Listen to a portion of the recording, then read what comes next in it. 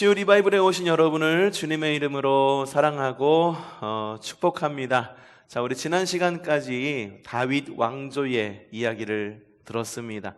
오늘 솔로몬의 이야기를 들을 텐데 이게 이제 그냥 편의상 분열 왕국이라는 이 카테고리 안에, 제목 안에 이렇게 구별해서 넣었는데, 왜냐하면 우리가 지금 열왕기 상하, 역대 하를 함께 읽어갈 것이기 때문입니다. 열왕기 상의 앞부분에는 다윗의 이야기, 솔로몬의 이야기가 잠시 나와 있고, 잠시라고 하지만 뒤에 나와 있는 열왕기, 곧 분열왕국 시대의 그 이야기에 비해서 잠시 나와 있다라고 하는 이야기지 결코 분량은 적지는 않습니다. 그 이야기 한번 쭉 들어가면서 함께 열왕기 상, 역대 하에 나와 있는 솔로몬과 그리고 분열왕국 시대, 르호보암 이후에 그 이야기를 함께 보도록 하겠습니다. 자, 열왕기 상은 다윗의 노년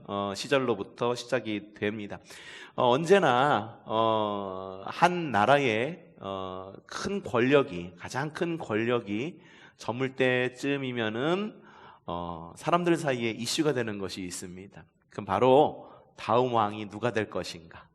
다음 왕이 누가 될 것인가? 우리는 알고 있죠. 다윗 이후에 누가 왕이 되죠?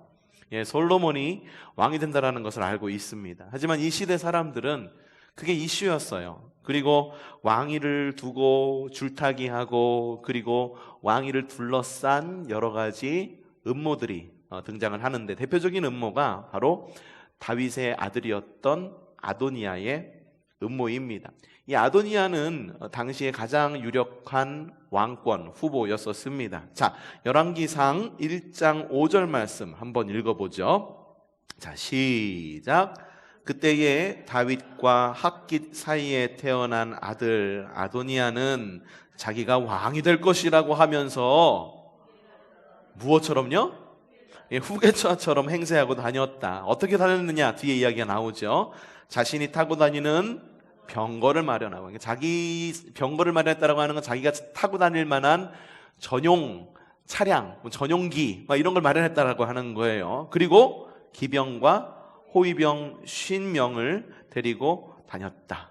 자기를 호위하는 호위무사까지, 경호원까지 데리고 다녔다라고 이야기를 하고 있어요.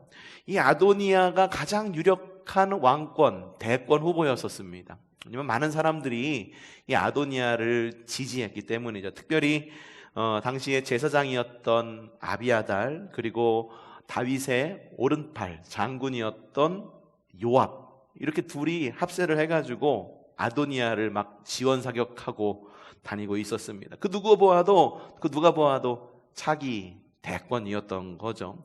이들은 자주 모여서 전략회의도 했어요. 열왕기상 1장 9절부터 10절 말씀 좀 읽어보죠. 시작. 아도니아가 엔로겔 가까이에 있는 소엘에서 양과 소와 살찐 송아지를 잡아서 무엇을?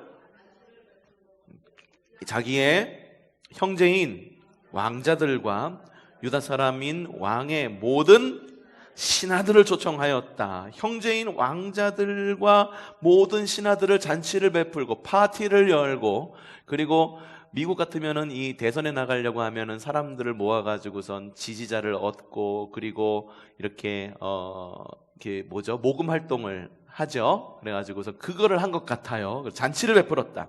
그런데 모든 신하들을 부르고 자신의 형제들, 왕자들을 불렀는데 제외된 사람들이 있습니다. 누구냐? 그러나 나단 예언자와 브나야의 왕의 경호병들과 동생 솔로몬은 초청하지 않았다. 갑자기 아는 이름이 훅 나오죠. 누구?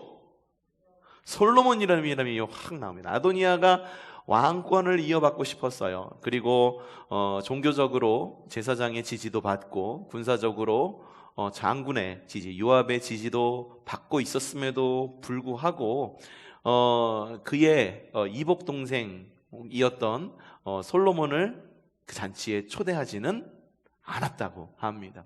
왜 그랬을까? 아도니아도 알고 있었던 거예요. 차기 대권에서 자신의 가장 유력한 경쟁 상대가 될 것이 누구일지를 이제 간파한 거죠.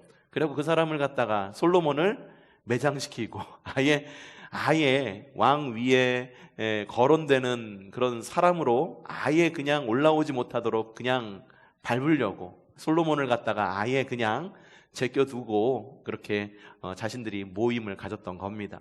하지만 솔로몬에게는 굉장히 든든한 지원군이 있었어요. 누구였을까? 바로 어머니 밧세바였었습니다. 오늘 밧세바가 이렇게 얘기해요. 여보, 큰일 났어요. 아도니아가 반역을 일으킬 것 같아요. 빨리 솔로몬을 왕으로 세워주세요. 이렇게 와서 다윗 왕에게 이야기를 합니다. 그러자 다윗이 선포를 합니다. 자, 이 선포의 이야기가 열왕기상 1장 30절 말씀이죠. 읽어보죠. 시작. 내가 전에 이스라엘의 주 하나님을 두고 분명히 그대에게 맹세하기를 그대의 아들 솔로몬이 임금이 될 것이며 그가 나를 이어서 임금의 자리에 앉을 것이다 하였으니 이 일을 언제? 오늘 그대로 이행하겠소. 아버지가 뚝심을 부린 겁니다. 야, 과거에 내가 솔로몬 왕위에 세우겠다고 당신에게 약속한 거 기억하고 있지? 그래, 내가 그것을 갖다가 언제? 오늘 이행할 테니 걱정하지 마시오. 이 이야기를 전해 들은 백성들은 반겼을까요? 싫어했을까요? 어땠을 것 같아요? 굉장히 좋아했습니다. 만세를 부르고 환호를 합니다. 근데 이 소식을 누구도 들었을까? 예, 아도니아 세력들도 함께 들읍니다. 순간 이 아도니아 세력들이 막 갈팡질팡하면서 이제 갈피를 잃은 거예요. 그래서 순간에 역전이 돼서 흩어집니다.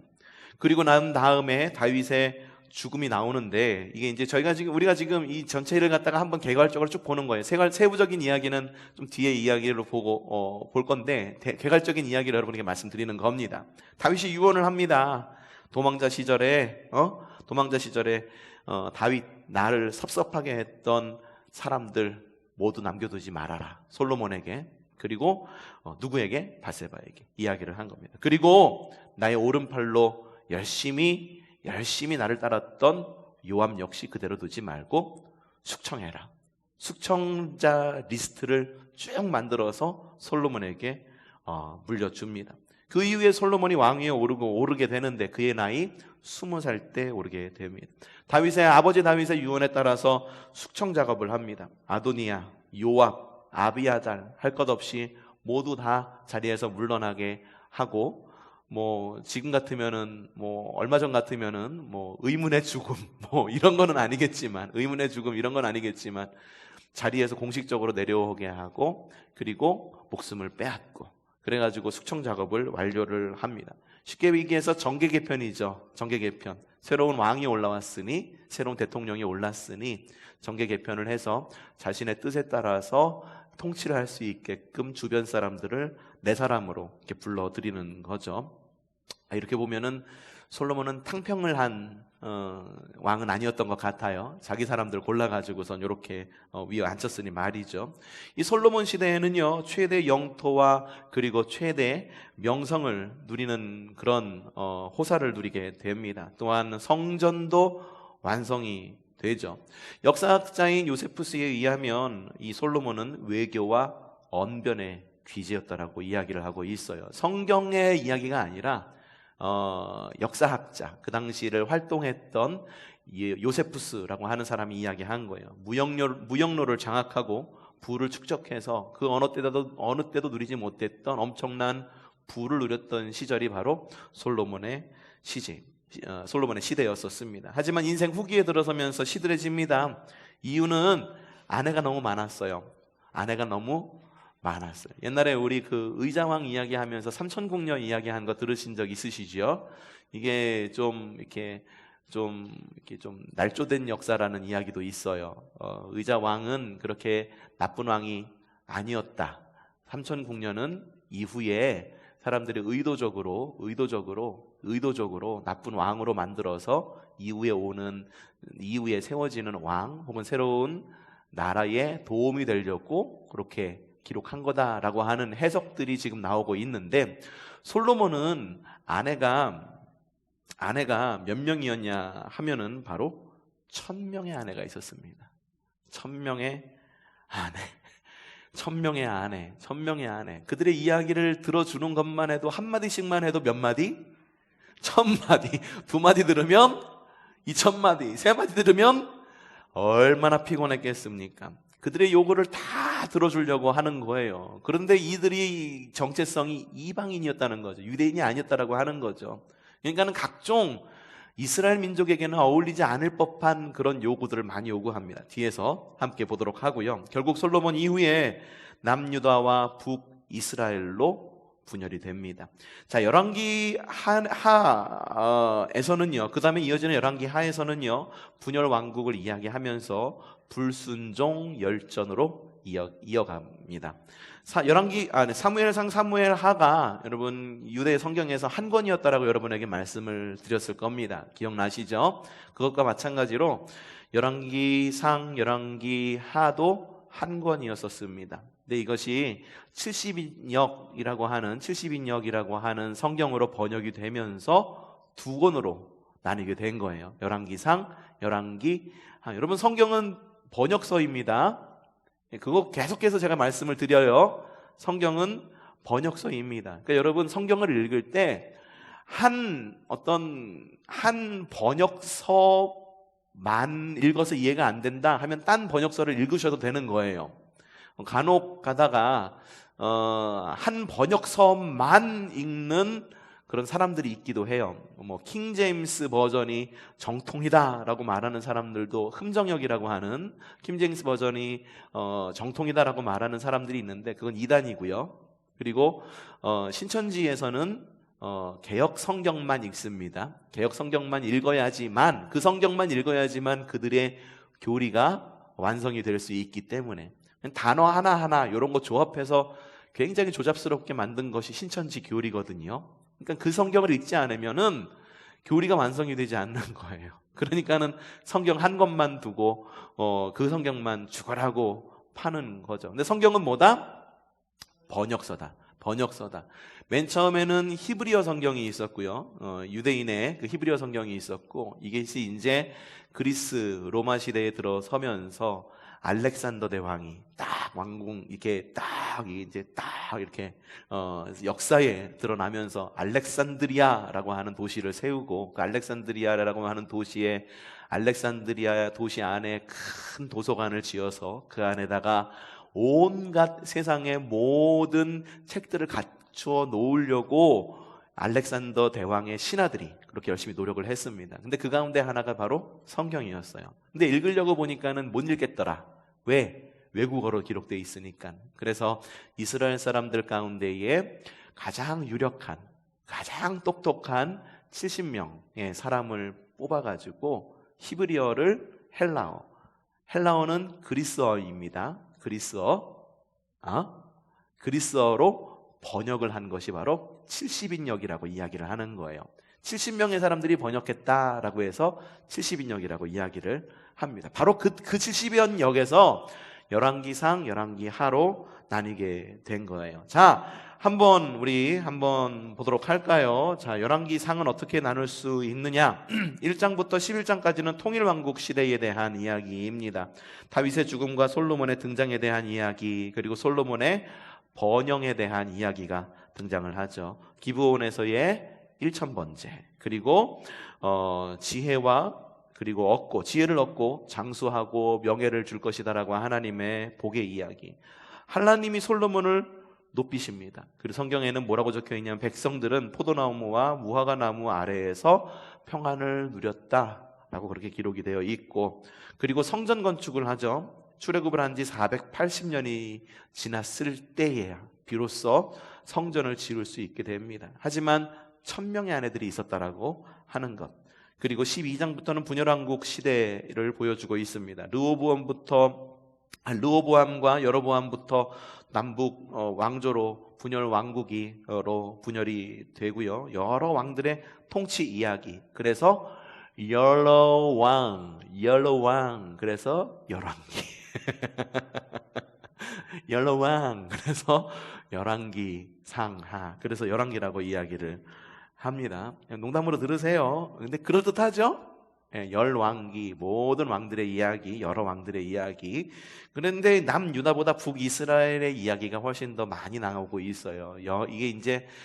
이게 남유다가 북이스라엘보다 역사가 훨씬 더 길어요. 근데 북이스라엘의 이야기가 훨씬 더 많이 나오고요. 북이스라엘이 얼마나 하나님의 말을 듣지 않았는지에 대한 이야기를 적어놓고 있어요. 왜 이런 이야기를 적어놓았을까?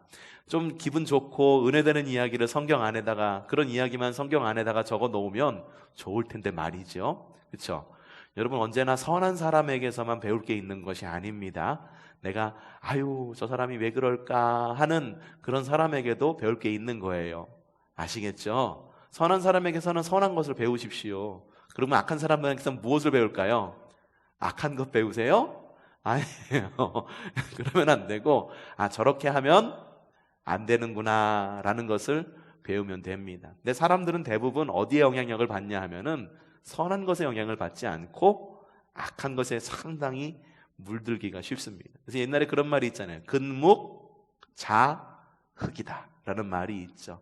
묵을 가까이 하면은, 먹을 가까이 하면은 그 먹에 검은 물이 들게 되어 있다라는 것입니다. 그러니까 주님께서 북이스라엘의 이야기를 적으신 이유는, 너희들은 이렇게 하면 안 돼 라는 것을 보여주기 위해서 열왕기에다가 계속 이런 북이스라엘의 이야기를 훨씬 더 많이 적어놓고 있어요. 자, 열왕기서의 짝은 성경 안에서 역대하입니다.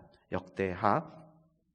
그래서 역대하의 주된 내용은 뭐냐 하면, 과거의 죄로 인해 가지고 우리가 어려움을 겪었잖아. 그러니까 우리가 하나님께 돌아가고 옛 신앙을 회복하자라고 말하는 것이 바로 역대하의 이야기입니다. 자, 본격적으로 우리 한번 솔로몬 시대를 한번 이야기를 해보도록 하겠습니다. 자, 솔로몬은요, 다윗의 적통이었던 아도니아를 제거하고 왕위를 오른 이후에 강력한 왕권을 누립니다. 이때가 BC 960년입니다. BC 960년. 예수님께서 오시기 전 대략 1000년 전의 이야기입니다. 왕권에 오른 이후에 강력한 왕권을 누렸는데, 다윗이 기반을 마련해 두었던 군사, 정치, 종교적 영향력을 기반으로 40년 동안, 몇 년 동안?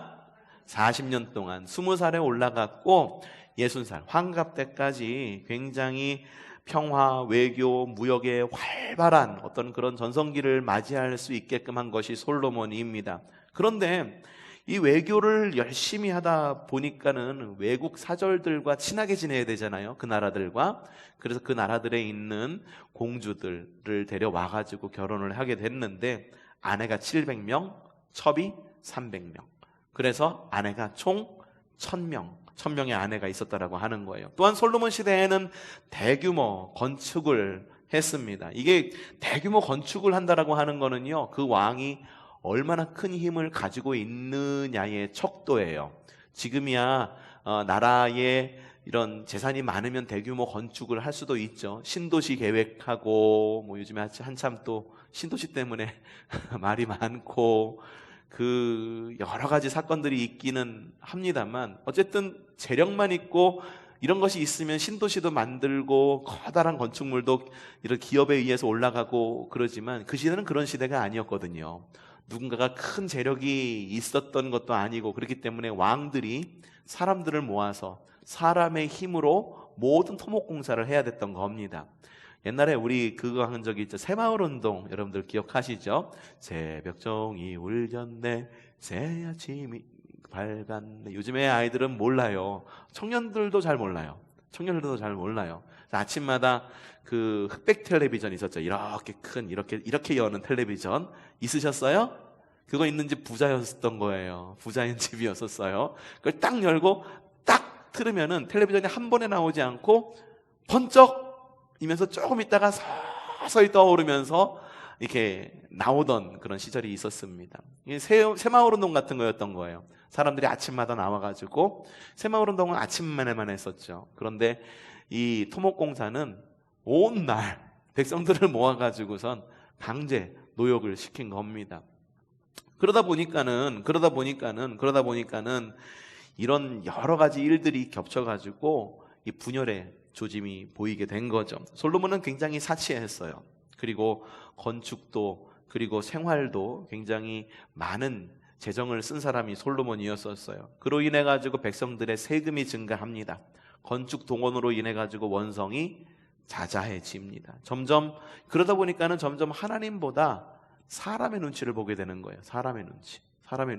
하나님의 뜻대로 잘 가지를 못하게 된 거죠. 근데 처음에는 그러지 않았어요. 이 솔로몬은 처음에는 굉장히 하나님의 뜻에 따르고 백성들을 사랑하려고 하는 왕이었습니다. 그것의 대표적인 예가 바로 뭐가 있죠?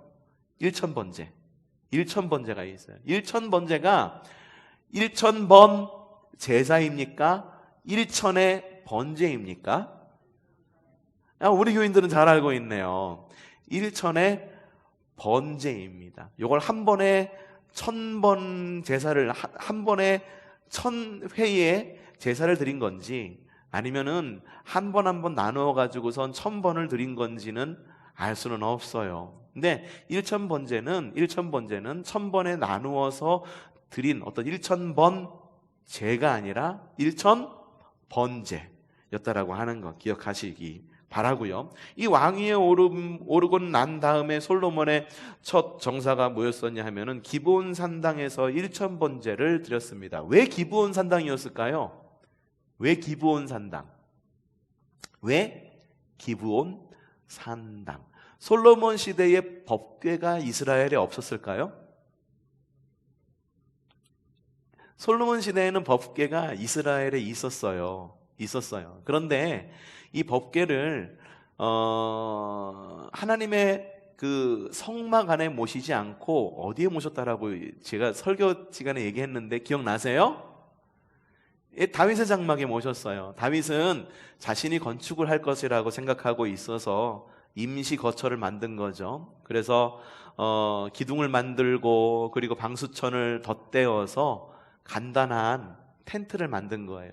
그래서 그곳 가운데 법궤를 모셨는데 이스라엘 백성들이 광야 가운데에서 하나님께서 지으라고 했던 성막은 어디에 있었었냐 하면은 예루살렘에 있지 않고 기브온 산당에 있었습니다.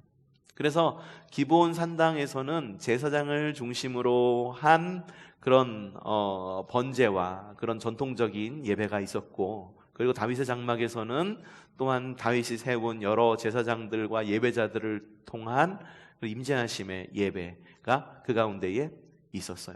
그래서 솔로몬이 1000번제를 드릴 제사잖아요. 그렇죠? 번제잖아요. 번제를 드릴 만한 장소를 기브온 산당으로 정한 겁니다. 기브온 산당에서 1000번제를 드립니다. 하나님께서 너무 기뻐하세요. 솔로몬, 야, 그래, 잘했다. 내가 너한테 뭘 줄까? 솔로몬이 대답합니다. 자, 열왕기상 3장 9절 말씀. 이번에 좀 개역 성경으로 읽어보죠. 시작. 누가 주의 이 많은 백성을 재판할 수 있사오리까? 무엇을 듣는 마음을 종에게 주사 주의 백성을 재판하여 무엇을 선악을 분별하게 하여 주시옵소서. 여러분, 리더십들은 잘 들을 수 있어야 돼요. 잘 말하는 것도 중요합니다. 대통령이 연설을 잘하는 것도 굉장히 중요합니다. 그런데 대통령은 또한 잘 들을 수 있어야 돼요. 미국의 대통령 가운데에는 말을 더듬었던 대통령도 있었습니다. 장애를 갖고 있었던 대통령도 있었어요. 그런데 그들이 리더십을 가질 수 있었던 이유는 잘 듣는 마음이 있었어요.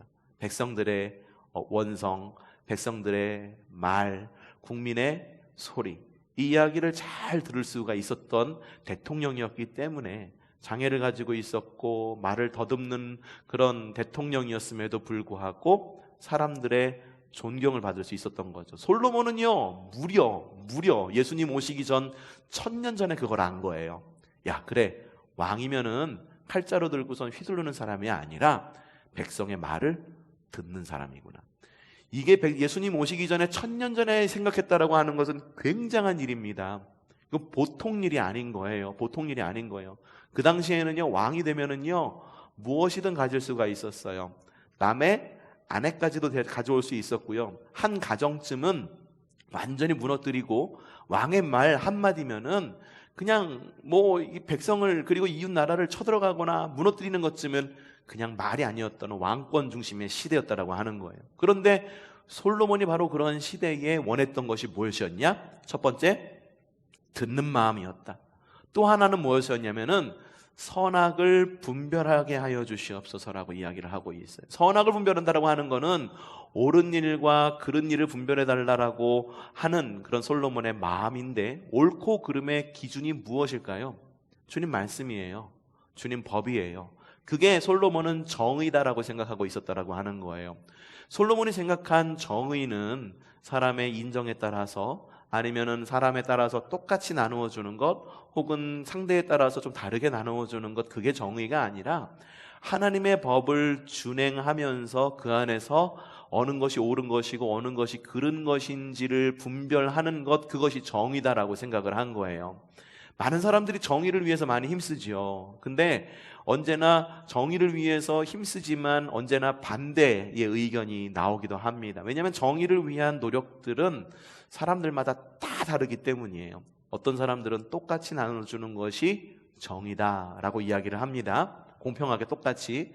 하지만 어떤 사람들은 야, 무슨 말이야, 자기의 노력에 의해 가지고, 노력에 의해서 많이 가질 수 있으면 더 많이 갖고, 못 갖는 사람이 있으면 그건 어쩔 수 없지 라고 말하는 것이 정의다라고 말하는 사람이 분명히 있습니다. 이게 돈에 대한 문제인 거죠. 그래서 복지라고 하는 것이 정의의 문제로부터 시작이 된 거예요. 그렇죠? 그래서 우리나라도 이 복지를 이야기하는 정당이 대부분 어디입니까?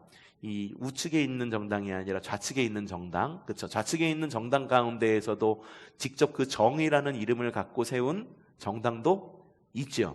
근데 그들은 그게 정의라고 생각하기 때문이에요. 그렇다고 해가지고 다른 사람들이 말하는 건 정의가 아닐까? 아니에요. 그건 역시 정의예요. 그건 역시 정의예요. 근데 지금은 어떻습니까? 서로가 서로를 막 손가락질하면서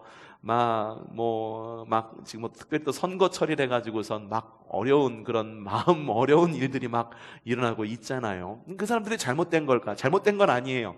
그들이 할 수 있는 최고의 노력을 하고 있는 겁니다. 근데 솔로몬이 할 수 있는 최고의 노력의 한계를 안 거예요. 그래서 하나님께 부탁한 겁니다. 하나님, 내가 주님께서 기준으로 세워놓으신 선과 악을 분별하는 그런 지혜를 나에게 주세요 라고 그렇게 하나님께 말씀을 드리죠. 자신의 영광이 아닌 백성의 복지를 선택한 겁니다. 주님께서 너무 기뻐하셨어요. 선물을 주십니다. 열왕기상 3장 12절부터 13절 읽어보죠. 시작. 이제 나는 내 말대로 내게 지혜롭고 총명한 마음을 준다. 너와 같은 사람이 너보다 앞에도 없었고 뒤에도 없을 것이다. 나는 또한 내가 달라고 하지 아니한 무엇? 부귀와 영화도 모두 내게 주겠다. 내 일생 동안 왕 가운데서 너와 견줄 만한 사람이 없을 것이다. 주님께서 너무 기쁘셨어. 그래서 솔로몬이 달라고 했던 지혜와 총명의 마음뿐만 아니라 부귀와 영화까지 주겠다 약속한 거죠. 사람들은 반대로 생각해요. 하나님, 나에게 부귀와 영화를 주세요. 나에게 많은 것을 주세요. 그러면 내가 이렇게 하겠습니다 라고 이야기를 합니다. 근데 이런 것도 솔로몬에게 좀 배울 필요가 있어. 하나님께 부귀와 영화를 구한 것이 아니라 듣는 마음과 선악을 분별하는 마음, 어떤 것이 주님의 뜻인지를 분별할 수 있는 마음, 주님만 바라보는 마음, 그것을 갖다가 먼저 구했다라고 하는 거예요. 그러니까 하나님께서 부수적으로 연말 보너스처럼 주신 게 뭐였느냐 하면은 부귀와 영화였다. 하나님께서 부귀와 영화를 주시지 않았다고 한다면 솔로몬은 나쁜 왕이 되었을까? 하나님을 섬기지 않는 왕이 되었을까? 물론 이게 이제 말년에 가면은 그렇긴 했겠지만, 물론 솔로몬은 하나님께서 부귀와 영화를 주지 않는다라고 그래서 이 지혜의 왕이 되지 않지는 않았을 거예요. 분명히 지혜의 왕이 되었을 겁니다. 하지만 그럼에도 불구하고 주님께서는 그 모든 것보다도 하나님을 바라보는 마음, 백성을 돌보는 마음, 그것이 있었기 때문에 보너스로 부귀와 영화도 주셨다. 더불어 또 선물도 주십니다. 4장 29절 시작. 하나님께서 솔로몬에게 지혜와 총명과 무엇을? 넓은 마음을 바닷가의 모래알처럼 한없이 많이 주셨다. 넓은 마음을 주셨다라고 하는 거예요. 넓은 마음. 우리말 가운데 오지랖이라고 하는 말 있죠. 나쁜 말로 보통 많이 쓰이는 오지랖이라고 하는 말. 솔로몬이 바로 이 오지랖 넓은 사람이었었어요. 오지랖이 뭔지 여러분 지난번에 제가 한 4번인가 이야기한 적이 있는데, 많이 얘기했는데, 오지랖이 뭐냐면은 이거예요. 이거 윗단을 말하는 겁니다. 윗단. 저고리의 윗단. 오지랖이 넓으면 넓을수록 이 아랫단을 많이 감싸주는 거예요. 오지랖이 좁으면 어떻습니까? 제가 배가 나와가지고서 잘 안 잠기잖아요, 이게. 그쵸? 오지랖이 안 넓으면 이런 일이 벌어지는 거죠. 오지랖이 넓은 사람은 어떤 사람이냐 하면은 덮어주는 사람이에요. 덮어주는 사람.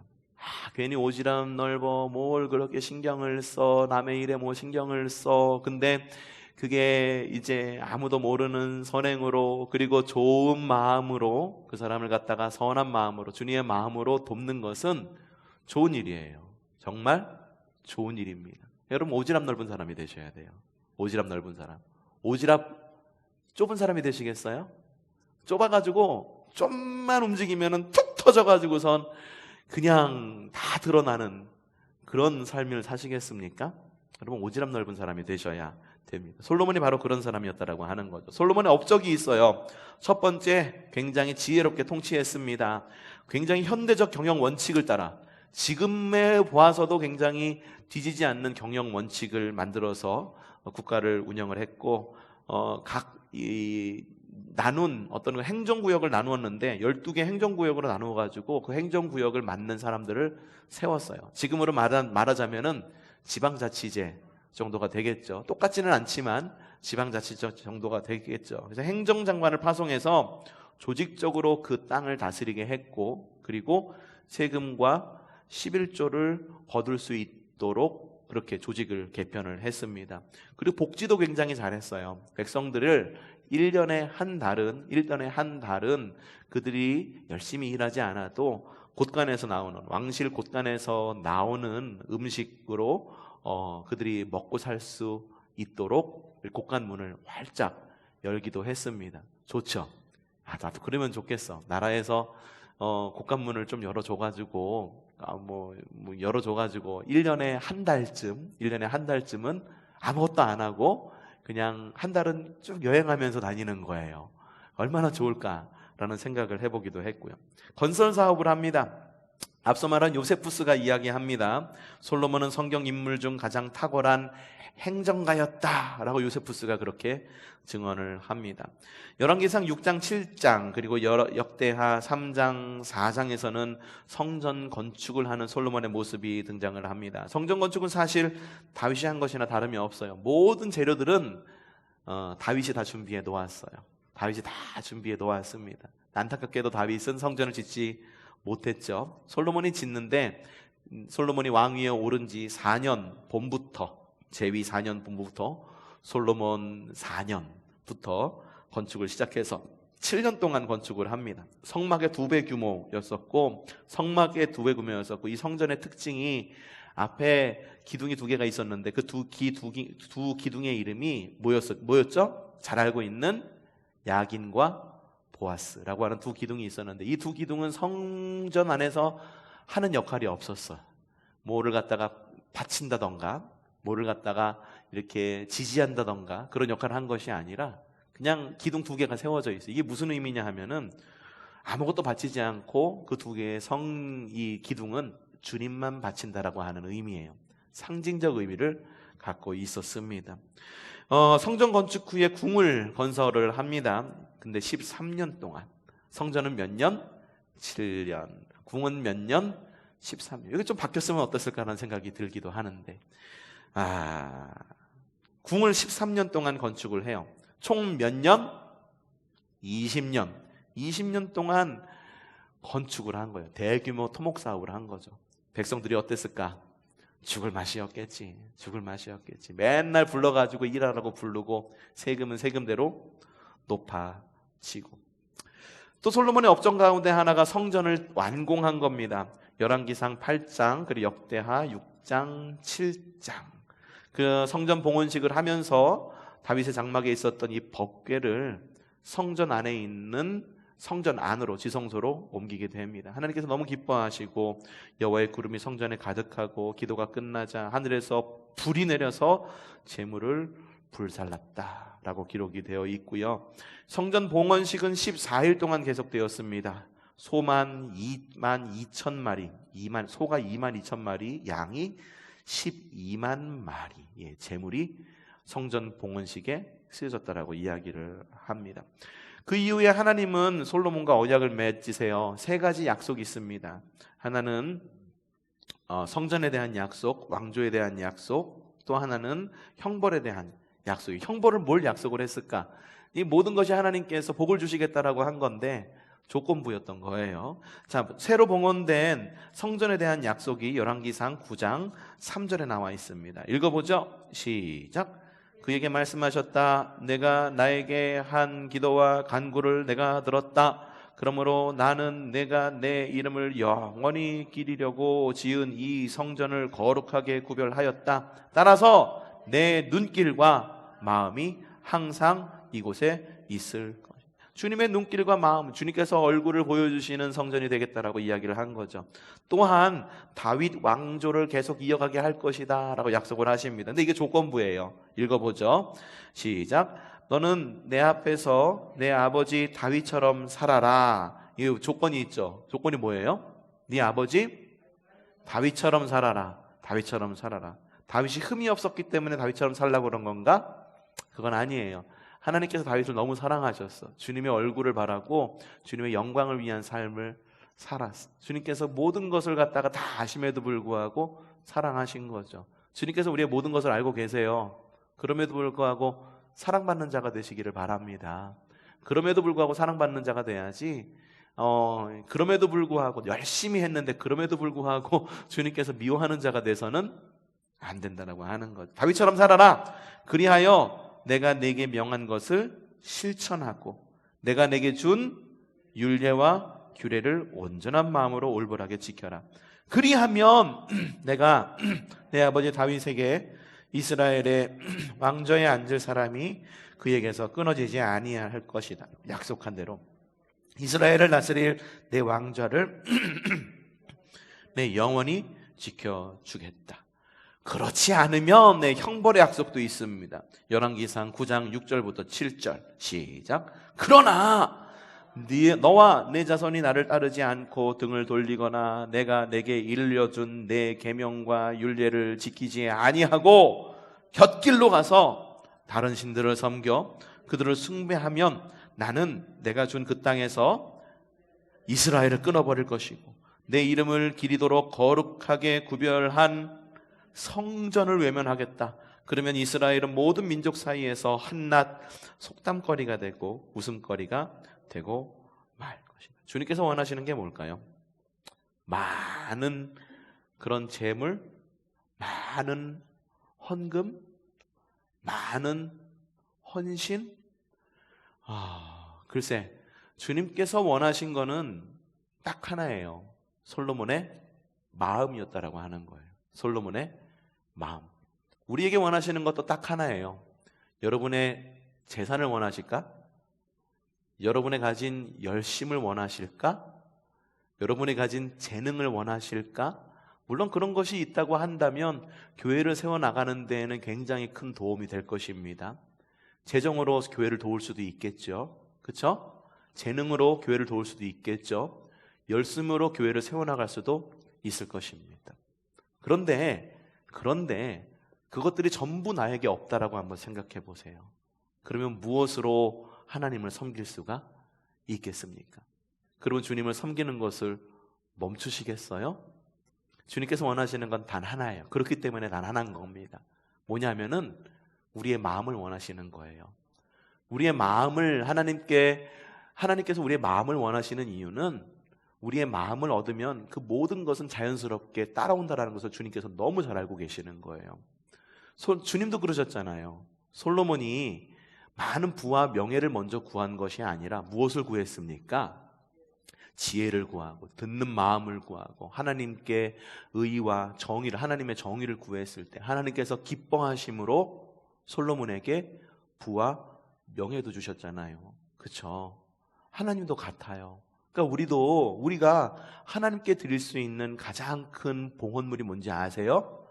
마음인 거예요. 마음. 여러분, 하나님께 봉헌하거나 헌금하거나 열심히 사역하거나 여성교회 일을 열심히 하거나 남성교회를 열심히 하거나 지금은 뭐 코로나 때문에 모이지 못한다고 그래갖고선 모이지는 못하지만 모여서 열심히 사역할 때 중요한 게 뭔지 아세요? 마음이에요. 마음. 우리가 앞마당이 막 먼지가 막 날렸었잖아요. 그렇죠? 근데 깔았어요.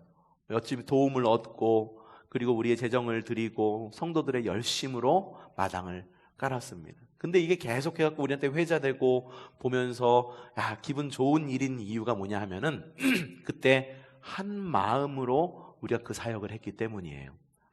사역을 하는데 누가 뭐 이랬거니 저랬거니 아이고 나는 뭐 이렇고 저렇고 뭐 그러면서 말 많고 한 마음이 되지 않았다고 한다면 그것이 회자가 될까? 아니죠. 그것을 해놓고도 어떤 마음이 들까요? 아이고 그때 말이야 아무개 말이야 그하고 대판 싸웠는데 그것만 기억나는 거예요. 그러니까 한 마음인가라는 게 중요한 거죠. 마음을 원하시는 거죠. 초대교회에서도 열심히 사역하고 모여서 예배했죠. 이유는 딱 하나였어요. 한 마음으로 사역하고 한 마음으로 이웃을 도왔어. 그래서 이웃들에게 소문이 났죠. 호감을 사는 교회. 야, 정말 초대교회 어떤 그 교회 예루살렘에 있는 그 교회 가보니까는 그 교회 정말 모두가 한 마음이더라. 모두가 다 없는 상황 가운데에서도 한 마음으로 주님의 교회를 세워나가려고 열심으로 일하고 열심으로 교회를 세워나가고 교회만 세우는 줄 알아? 자기들만 먹고 사는 거 아니래. 우리도 가면은 뭔가 조금 콩고물이 떨어지는 것 같더라. 그래? 한번 가보자. 가보니까는 글쎄 먼저 돌아가신 독거 노인들도 돕는 그런 교회가 예루살렘 교회였었고 없는 사람들한테 재물도 나눠주고 그들을 위해서 중보하고 막 그런 교회가 초대교회. 정말 끝내주는 교회다. 우리 교회가 그런 교회가 되지 않겠어요? 그렇죠? 중요한 게 뭔지 아십니까? 여러분의 많은 헌금 중요하나요? 물론 그것도 중요할지도 모르겠어요. 왜냐하면 하나님께서 우리의 재물 가운데 기름 부어주셔가지고 많은 재물이 좀 우리 교회 가운데에도 좀 넘쳐났으면 좋겠어요. 근데 하나님보다는 높지 않았으면 좋겠어요. 언제나 하나님께서 주시는 복 가운데 하나였으면 좋겠다. 우리 이 열심도 있으면 좋겠어요. 하지만 그것도 역시 하나님보다 앞서지 않았으면 좋겠어요. 재능? 그것도 있으면 좋겠어요. 하지만 그것도 역시 하나님보다 높지는 않았으면 좋겠어요. 주님께서는 언제나 원하시는 것은 여러 가지 환경, 잘 꾸며지는 환경, 우리의 열심, 그것보다도 무엇을 원하신다? 마음을 원하시기 때문이다. 한 마음으로 한 교회를 이뤄가는 우리 교회가 되기를 바랍니다. 하나님께 솔로몬의 마음을 원하셨듯이, 솔로몬도 그걸 알았듯이 우리도 그 마음 하나님께 온전히 바치는 그런 우리가 되기를 주님의 이름으로 축복합니다.